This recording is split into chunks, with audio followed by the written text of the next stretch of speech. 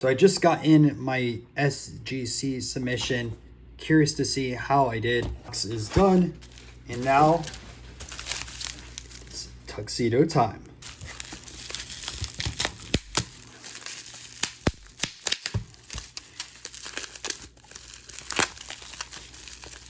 So let's take a look at the results. Now just a note, some of these cards are Steven's, some of them are mine, and you guys can see some of the pickups from card shows. One of them was not graded, but we're going to start off with that. We're going to flip everything else over, so there's no peeking on the results, and we'll go over them. So the first card that was not graded, you guys can see over here, was this Connie Mac, and this is cannot and do not grade. Not sure why. The card is obviously trimmed. You guys can see the sides on this one. Maybe it's too short, but I'm not going to lie, it's kind of disappointing. I wish they just slapped it up, put an A on it, and said it was trimmed, because no, they have the new slabs for designations on the alterations. This one is altered, obviously, but oh well. But you can see the Connie Mac. Okay. That being said, I think everything else was graded. Yep, everything else was graded. Let's go over those. Up first, we have Lefty Grove. PSA would not grade this card. I knew it wasn't short, it wasn't trimmed. So I sent it to SGC, and we got the 3. As you can see, obviously there's a lot of left to right issues on this card. Way OC, and even top to bottom. But the imagery on this is fantastic. I was a little worried. I might have thought they were going to get it too, because SGC is very tough on centering. However, I'm glad it sneaked the 3. You guys can see the corners and everything else like that. Like, it's a sharp card. And unfortunately, I will be selling this card. It's a huge PC card originally. And you guys see the logo, Breakout. It has the Lefty Grove in it. And this card was one of the inspirations to put that in there. But I picked up a really cool card and needed the funds for it. So this won't be up for sale. I can't wait to share with you guys the big PC card that I got. Is a card that I know is a lot harder to replace than this Lefty Grove. So I'll buy another one of these one day. Probably get like a 4 or a 5 to throw in the PC. But this other card, it takes a while to come to market. And I was super happy I was able to make a deal with it. But a little bit of a tease. That'll be another video. We got the Jim Brown. So I picked this up at the Pop Card Show. I thought this card originally was going to get a 1.5 or a 2. The results on it, you guys can see over here,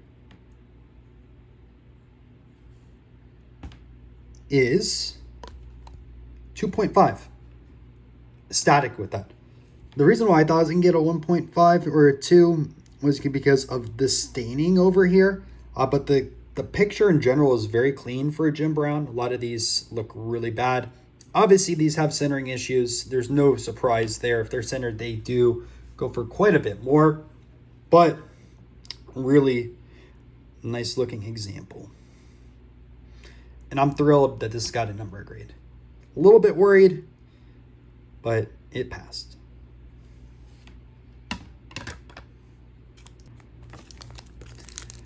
Up next, we have a double Aguila. Now, the dating on this one says 1931. Not 100% sure if that's correct, because on the back, it does say 1932. But I'm not an expert on this set. I know there's a few people that watch the videos. So if you do know the correct dating on it, please put it down below. I'm really curious. This is Steven's card. I have one of these raw. A little bit nicer condition. I do want to eventually get it slapped. But the player that's on here is Pedro Cepeda. He's actually Orlando Cepeda's father, so it's kind of cool there. But what's really interesting is they said he was a mixture of Ruth and Cobb throughout the Latin American leagues. And obviously Ruth and Cobb are two of the best baseball players here in America in the early 1900s. Now, I doubt Pedro Cepeda makes the Hall of Fame one day here in America, just because he didn't really play over here, and like the stats aren't archived. So we don't know officially like how well of a player he was. but it's a really cool piece of history, and you just don't see these cards that often. Looks really, really good in the black tux. So this is the Nap Lajoie that I picked up from the National, and it got a 1. I was really wishing this would get a 1.5, but I completely understand the 1. There's no surprises there. I mean, you guys can see the crease is literally through his neck. There's also another crease right there, and it does go through the back. Originally, I was going to PC this card, but as mentioned, I got a really big item, so I will be selling this one as well. I do want to eventually get another Nap in my PC, probably a little bit of a higher grade to keep that example, but this looks really great, and I'm glad it got authenticated. Okay. Up next, so this was a card, another Latin American card, Hall of Famer from the Negro Leagues. As you can see, the back over here, pretty clean back. Just made a video on these, so you should definitely watch that if you haven't yet. And you got the 1. So no surprise on the 1 here. This card is miscut. You guys can see the bottom of the card over here, and there are creases all over. No surprise, but this is Ray Brown, one of the best pitchers in the Negro Leagues. This is considered his rookie card, and I lucked out on this one. So originally I missed out on one of these at the National. I was really disappointed, and then all of a sudden there's an eBay buy it now for $400 on this card, 400 or 500, and I was like, all day long I'm gonna buy that card. So bought it, got it slabbed, and this will go well with my Dandridge. So now I'm missing the Dihigo and also Minozo from the set, but I have 2 of the 4 Hall of Famers, and I'll eventually get the other 2. It definitely will take some time because they are expensive and you just don't see them that often. They do pop up every few months at an auction house or a marketplace, but you are going to be paying over $1,000 minimum. So to be able to pick this one up for the $400 or $500 in grading fees, I was really happy about it. And really cool card. 100% PC until I can upgrade it. I think I'd want a 2 or something, or like a really nice centered 1, but until that day comes, I'm super content with having a 1 because they're tough to find. Up next, we have Emanuel Garcia. Now, I alluded to his nickname in the one video where I was talking about these cards are here. But you guys can see that right there. I just don't want to get demonetized. So, to my knowledge, these were hand-cut cards. Let's take a look at the grade. Probably going to be an A. Well, it is an A, but that is not evidence of trimming. These were hand-cut because they were on a page. I'll put the picture right over here. So I don't know what SGC would do in that case. Maybe I'll shoot an email or something like that.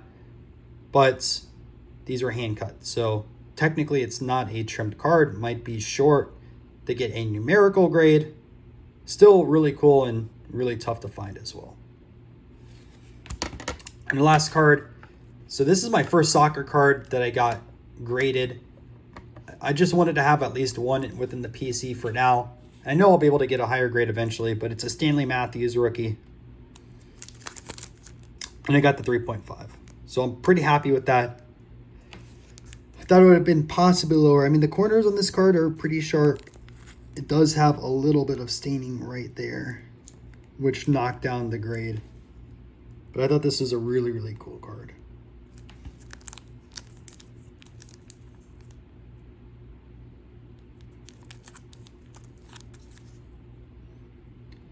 But yeah, guys, that was my SGC submission. I mean, a little bit of everything.